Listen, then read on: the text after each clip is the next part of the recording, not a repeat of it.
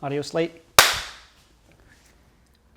What up, bros? I am Frank. This is Mod Along with Frank with the Stryfe. So yeah, as you can tell, usually I would retake that intro because that was pretty crap. But the concept of this video is to not do any editing at all, to just hit start, hit stop, and modify a Stryfe. So this is going to be a pretty long video. It is sort of testing the waters for future vlog style videos to just gauge interest. So please let me know comments in the section below based on how I'm speaking, the way, not as much the filmmaking, but the topics and how I'm presenting stuff, because I'm curious if anybody has interest in vlogs of non-Nerf stuff. So as a test sample, I'm gonna modify a Stryfe, and it's a mod along with Frank.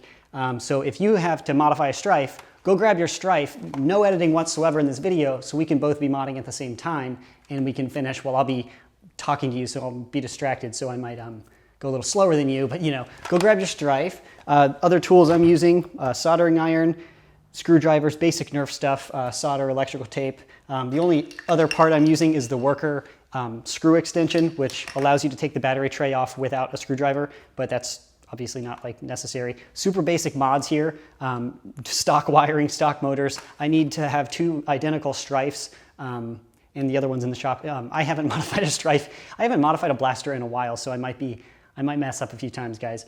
But I need 2 identical ones for a future really fun Nerf video that I have planned. So I thought, hey, I'll try something new. And no editing's new, and sort of a mod along. I think it's a kind of a cool idea. If you have any interest, go grab your Stryfe, or you can pause now and then go get your stuff. Hit play, no editing, no time lapse.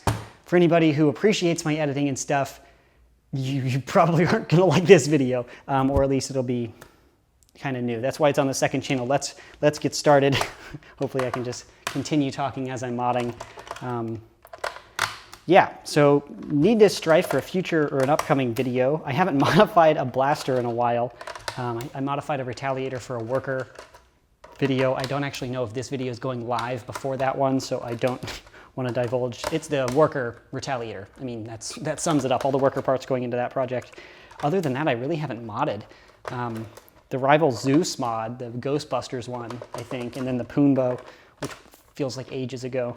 The Poonbow is so good. It's kind of a running joke within a few of my buds that I haven't been modding because once you have the best thing ever, you don't need to continue, which is a joke, but barely. I mean, the Poonbow is everything I could possibly want out of a Nerf blaster. Actually, it's no longer in my possession though, which kind of sucks.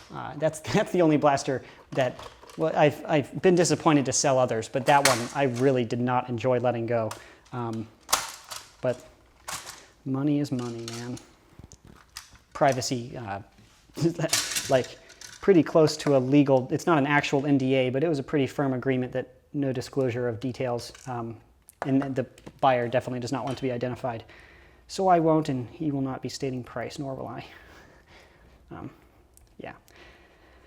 I missed that one. I still have my Straven though, so that's kind of what I'm going for. But lately I've honestly just been using normal Stryfes with the matching worker stocks, like a blue worker stock on a blue Stryfe, and I dig it. Because I haven't gone to any hardcore wars where the Straven would be really helpful. This is not a tutorial, if you haven't caught on. I'm not really walking through. I can kind of point out what I'm doing, or if I have any notes, I don't know. It's just a Stryfe. I have a tutorial on how to modify the Stryfe. Which is pretty old, but yeah, tutorials take forever to make, which is why I haven't been making them. Plus I haven't been modding.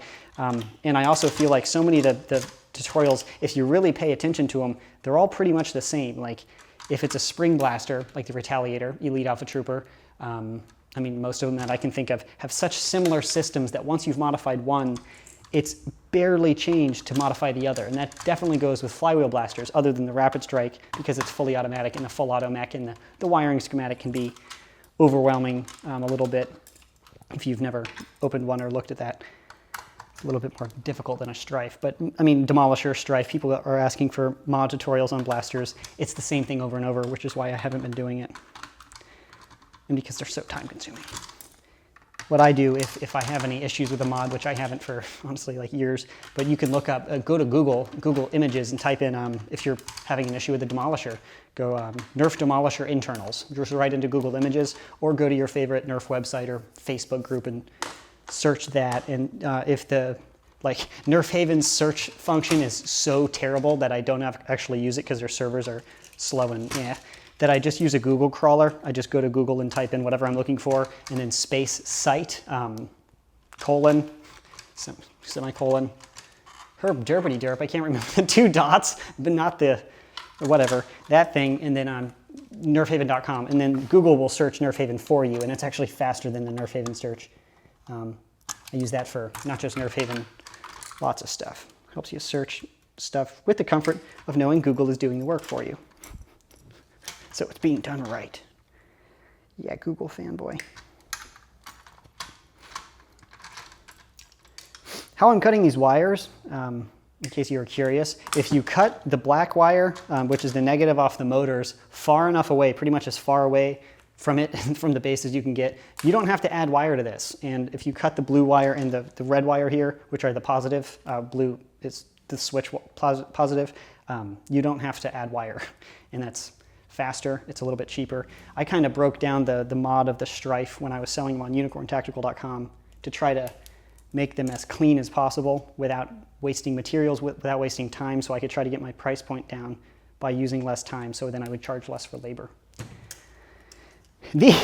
My tutorial says, hey, take out the resistors. They decrease your performance. These are not resistors. That's, I haven't seen any negative stuff from leaving them in. And I ran a test, which is surprising because I didn't just blow that out of my butt. I ran a test, but some variable was changed without my knowledge because it was negligence. It wasn't like I was fooled or anything. Like, it was clearly my fault. That's what I'm trying to say. I ran an invalid test and drew the wrong conclusion there. So I do apologize. I think I put a video annotation or in the description box.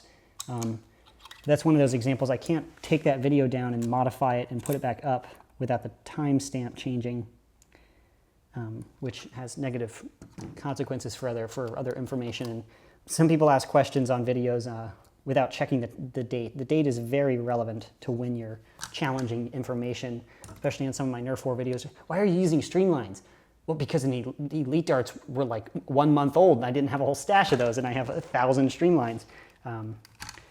Or on my Double Maverick, they say, why don't we go buy a Flip Fury? Well, look at the time date. I mean, look at the date of the upload. That wasn't in existence. And it's as if right when you find it, that's its origin. I mean, and when they find, hey, you copied so-and-so's intro, you go check the dates on that. Yeah, I didn't copy. Oh, and my new intro I actually made myself. I'm pretty proud of that. The little, the little coop flying down, the foam flinging entertainment in After Effects. Fun little few hours tinkering with that. Just finished up a transition, although I don't know when that will be implemented or when you'll see it. Yeah, because my current one isn't what a transition is supposed to be, and I have I'll call him a contact, I suppose. I don't know if he wants to be identified. Be vague and say Nick, who gives me super helpful film advice because I'm a one-man show, if you didn't know. I do everything on my YouTube channel myself. I don't have a team. I don't even have a cameraman, which is also why I'm pretty much the only actor in most of my videos. When I have to green screen myself in, it's because I am kind of a control freak. I don't want to tell one of my friends how to act. So if it can't be organic and it has to be staged, I would prefer to green screen myself in than have somebody else and have to say, we need to shoot that again. We need to do this again, because I feel like a jerk and I'm wasting my friend's time. Even if I buy him pizza or whatever, it's still not, I don't like that, so I'd prefer to do it myself. But he gives me super awesome advice about this stuff. That's why some of my stuff has been changing the film of it, and hopefully the viewers don't like actively notice it unless you like study film. You can just say, hey, this video was a little bit better than the other one. And if my presentation is all the same, and you can't really pinpoint it, it's most likely a video thing that's going on that you're enjoying without noticing it, because as somebody I read it in a book somewhere, everybody can read the language of film, but not many people speak it. It's really easy to watch a video and say, that's crap, without being able to identify precisely why. And if you were to make the same video without the training or education, you wouldn't make it any better because you don't know how to do it. I'm not trying to insult you. I can't either. That's why I'm trying to learn. But being able to read the language of film without being able to speak it is kind of unique. Oh, and if you're watching me solder and you say, hey, Coop, you can't solder. Yeah, I know. I actually know the proper theory of soldering, but I don't enjoy, and these wires won't stay still. Did my thing turn off? That's also why I think I put up a disclaimer in my tutorial saying, hey, don't solder like me, go look up how to solder. And you can Google or type into YouTube how to solder, and somebody who knows what they're talking about will totally teach you. My tutorials are mostly to teach you how to apply soldering to a Nerf blaster, not to actually how to solder, which I don't believe I'm qualified to teach. Most of my electrical stuff, take with a grain of salt, and maybe consider fact checking a lot of this stuff. Like with my resistor error, that's not an error most people would make. But everything I know about electricity and its application in Nerf has been learned on YouTube or online. I mean, I haven't taken any, well, I did take an electrical engineering course in this engineering one, but we didn't go over basic stuff like that. They kind of assumed everybody in the room already knew that stuff, and I didn't, so, you know, whatever. Trust me, I'm an engineer that hasn't been properly trained. And I'm not an engineer, that was a joke in that video. See, I have a hard time referencing like a bunch of, like, I've referenced so many videos, and unless you've been a long-time viewer, you have no idea what I'm talking about. And I can't spend too much time on that backtrack or that, you know, that dream bubble. You know what I'm talking about? Probably not, but whatever. Because then if you don't know what I'm talking about, you get lost, and then I waste your time. But it's more fun, I think, if I have to remind you, like when I have to go over in my reviews, I try to make my reviews standalone videos. So if you're very unfamiliar with Nerf blasters, and especially if you're very unfamiliar with my opinion of Nerf blasters, that you can watch any review and it makes sense, so you don't have to have previous context. For example, I say, people with large hands, I often say I don't like this stuff because of my large hands. Some people have commented and say, hey Coop, we know you have large hands, you don't have to say it every freaking video. I totally get that opinion, I do, but it's because my target audience is a little broader than only the regular guys.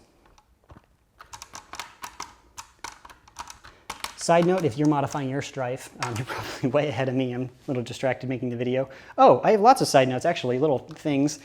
First, the screws that hold in the flywheel housing, this guy here, are not necessary. This flywheel housing will not fly out of the blaster when you pull the trigger. It will stay in there without these screws, but the screws help it remain more stable, and it reduces vibration and the noise just a little bit, in my experience. If you're running upgraded motors or anything, definitely put them in there. And you know, there's no reason not to put them in, to my knowledge. I just put them in for sure. Oh, back here, if you can see this black wire, I didn't have to add wire there because I cut it long and then I cut the stem off of here. That's just connected right to the standard terminal. This is not the best current flow. Better wiring would be better, but I'm running IMRs or truss fires or whatever. And then back here, if you can see, the wiring is tucked back pretty neatly. Sometimes if it's really floppy because you added wiring, I would recommend putting just a little dollop of hot glue back there. Otherwise the wiring can run into the trigger mech. The trigger mech moves back and forth like this. And if it's super floppy, you can actually feel it on the trigger pull, the trigger mech running into that wiring if it's like flipping everywhere. I personally dislike that. You have to be pretty picky to notice it. So maybe most wouldn't, and I don't think most cut that much wire anyways. But if you tuck the wiring underneath that little piece of the wiring that they put in there, and then like clamp it down with that, it can hold it in pretty tightly. And that's not, don't like clamp it wire to wire. It's a covered wire against the open. I'm gonna stop, hopefully you know what I'm talking about. Gotta check the time. No editing is weird. Okay, decent time.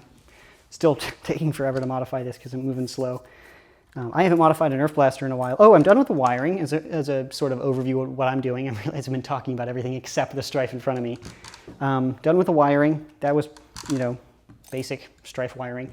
Getting to Tay-Lube. This is white lithium grease, awesome stuff. I like rubbing it all over my plastic to plastic contacts. I personally don't really dig this stuff on O-rings. That's just my preference. I don't really have a good reason. I personally feel that silicone grease gets a better seal. Gets a slightly better seal on the plunger tube instead of white lithium grease. But white lithium grease is super cheap, and I actually prefer the feel of this over silicone grease on plastic to plastic contacts. But I wouldn't say it's objectively better. So if you prefer silicone grease, totally cool. It's just opinion. Yeah, I lube a lot. And if you can see, oh, what was it? I just saw it in a tactical finger bang video. You can see white lithium grease sliding out of the blaster by the trigger mech, and it's just like oozing out. And that's because I over lube everything.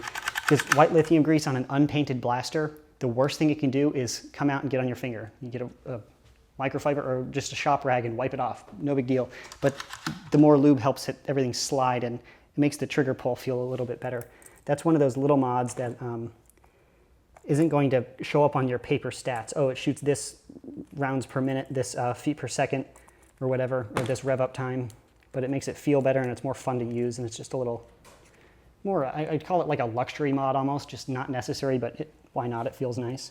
Especially white lithium grease is pretty cheap. I think that whole little bottle of it was like $5. That'll last forever. Mine's actually gone bad before, where it like separates. It's like turns into like the liquid like separates. It's disgusting because when you squirt it out, it shoots out this yellow, like it almost looks like cooking oil. It's filthy. At that point, I'd recommend just throwing out the bottle because it's only $5. Might as well, because that's what I did. It was icky. Like I don't want to put that all over my Nerf gun. Yeah, I have white lithium grease all over the place. I like it slippery.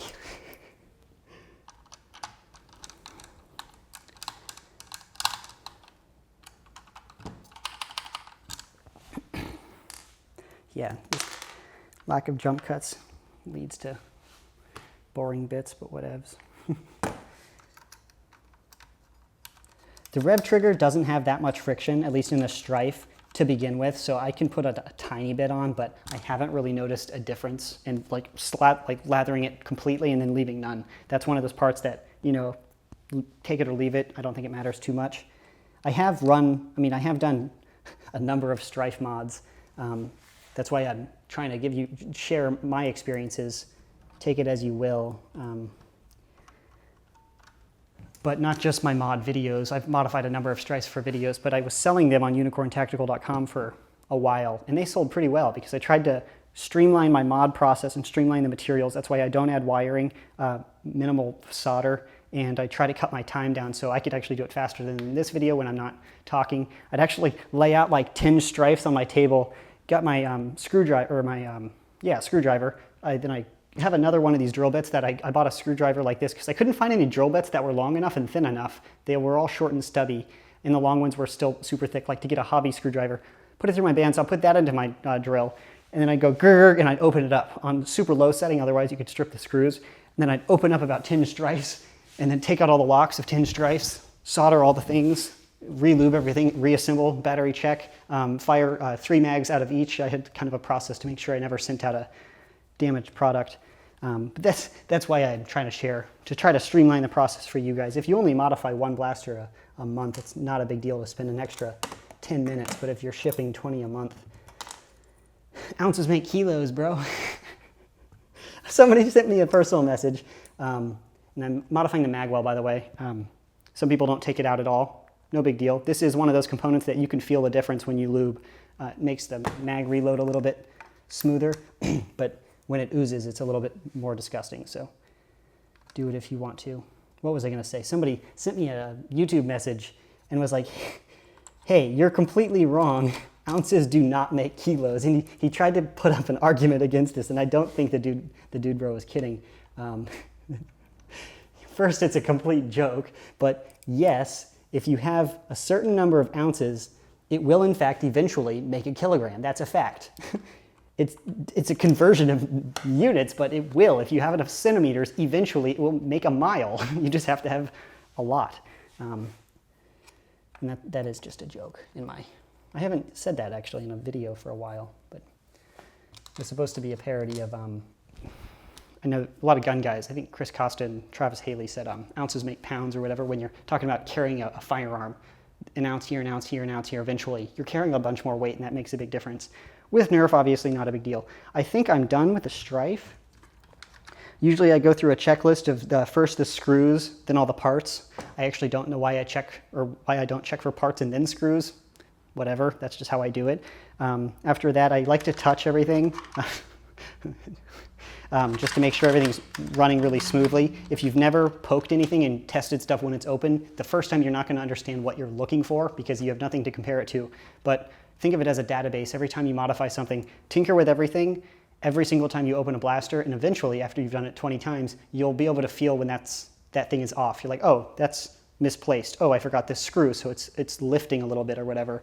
So then you can fix the issue before you've screwed it back together. And with electrical blasters, I'll show you before I shut it, make sure you tuck your wiring in neatly, because if you, for example, like this wire, tactical zoom in, I'm just tinker with my, no editing is weird for me, man. But if you have this wire and it's popping up over this plastic and not inside its little ridge, these ridges are specifically designed for the wires to feed through. If you have it over this, and then you feel some tension when you're shutting this, and you're like, oh, tension, boom, and you hammer it, it might fit, and it might even shoot, but you might have just crimped your wiring, which restricts current. Not a too big a deal if you're running low current batteries. Did I just, okay, I undid it. But you know, it can restrict your performance in the long run, and it can, I mean, if you're running like a LiPo, it can be a fire hazard, which, you know, not safe. Although that would look freaking sweet. Your blaster lit on fire, then you threw it at somebody like a grenade. Molotov cocktail, that's what I'm thinking of. That's a joke. Please do not do that. That'd be very dangerous. When I reassemble to test, I don't put in all the screws. You don't need them all, especially in the flywheel blasters. Like if you're testing an upgraded long shot and you have a K26 spring in there, you should probably put in quite a few, especially around the catch mech, or especially around the plunger tube, because that's where the stress is. That's where your shell is likely to flex. But in a flywheel blaster, there's really no outward like pressure, so you don't really need that many. But oh, another pro tip, I suppose. If you feel like your magwell is too tight or too loose, it might not be the magwell, it might not be your internals, it might be how tight you tightened your screws. So if you want a slightly, I don't have a magazine out here, if you want a slightly looser pull, you can unscrew these screws just a little bit. Don't take them all the way out, otherwise this is going to open up like I was going to say like a cheap hooker, but that's inappropriate. But it's still funny, so it'll open up like a cheap hooker, so boom, done. Get over it. That's funny. And then you can just adjust the screw tension in order to have an optimized magwell for your taste, because there's really no best. Some people like it tight. I cannot elaborate without giggling. But let's check time. Long video, 20-ish minutes. Oh, test it. Yeah, let's. Oh, last mod, super difficult mod. Just kidding. The worker thing to. See, that takes me 2 screwdrivers because I can never get my finger in there, and well, not with the Stryfe, but some of the blasters, it's difficult to get the tray off. It drives me freaking mad. So this worker part is an extended screw with a big knob here as like a handle. So then you can take off your motor plate without a screwdriver, which is great. I wouldn't recommend putting, like, if you say, oh, let's just put these on all of the screws. You don't want to be able to unscrew your whole blaster. Like, it's not necessary. But your battery tray, it's fast. And, I don't want to carry a screwdriver everywhere. That's obnoxious. So now you can just screw it in, or you should probably put batteries in it first if you're testing it. Yeah, these are trust fires. These aren't even trust fires or ultra fires. These are off-brand things. I'm a little upset because I bought them on eBay. And the picture totally said Ultrafire, but it took a month to get here from China to the United States. And by the time they arrived, I checked the image again. I was like, these aren't Ultrafires. He had changed the image, so even eBay said, this is the item you purchased, the Mako off-brand. I was like, no, it's not. I know I ordered Ultrafires. I printed out the invoice for my accounting. Nuh-uh. But yeah, whatever. When you purchase, 100 units of something, it's the wrong thing, you can't return it, it's a little frustrating. But yeah, that works. How do I not have a magazine? Okay. Sometimes it's a little bit more challenging with the Stryfe, but sometimes you can get the wires crossed. If it is revving and you can hear it revving out of both, or you can see both flywheels spinning, and you put it in a dart and it shoots backwards, you got your positive and negative mixed up, so you're making the flywheels spin the wrong way. It's not really bad for the motors, but it's going to jam and obviously not shoot the intended direction. So you can just switch your positive and negative on your batteries. that's a modified Stryfe. If you were following along with Mod Along with Frank on the Stryfe, hopefully you finished maybe a few minutes ago since you weren't talking to a camera like an idiot. No editing is super weird for me, so hopefully you were entertained. I don't think I had any excessive open spots of, silence, because that would be no fun. So not tactical. But this was just a test bed for perhaps future vlogs.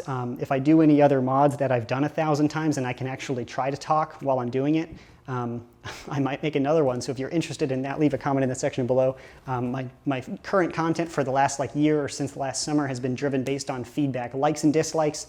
The comments, people saying, I really dig this, or I don't like this at all. The effects-based videos, however, are here to stay because I have a lot of fun making them. I like making videos for different audiences, and I realize so many of the modders, I'm not going to be modding as often, so if you're only in it for the mods, heck, I think you can actually subscribe just to that mod playlist, and I tag everything in so it fits into that playlist. That would be an option. But those are here to stay. So even though, they get horrible negative feedback, tons of dislikes, they're fun, super cringy, whatever. But if the thumbnail has me in camo, you know it's going to be about that. So, or just don't watch anything uploaded on a Saturday, because that's my shenanigan slot in my schedule. It is literally labeled shenanigans only on my schedule. So yeah, hopefully you enjoyed that. Please leave your feedback in the comment section below. I strive on that stuff. I will probably never, I should say never, but I have to say probably, because never say never. J Beebs all the way. I'm kidding. I finally got to use that in a video though. I wanted to say, oh, sorry, I wanted to say that for like a year now. Oh, it slid out on accident. That's the best way, organically. But if you have feedback, it'd be awesome. Oh, but I won't be making these unedited, uncut anything videos on my primary channel. Just because it's so trashy. But hopefully you had some fun. So please leave a comment in the section below with your opinion, and if you would watch another one in the future. Don't have any topics. Might be doing vlogs in the future. I think they'll be on this channel. Don't know yet. Yeah, hope to hear from you. I'm Frank. Thanks so much for watching. Stay tactical. Oh shit, no editing. Goodbye.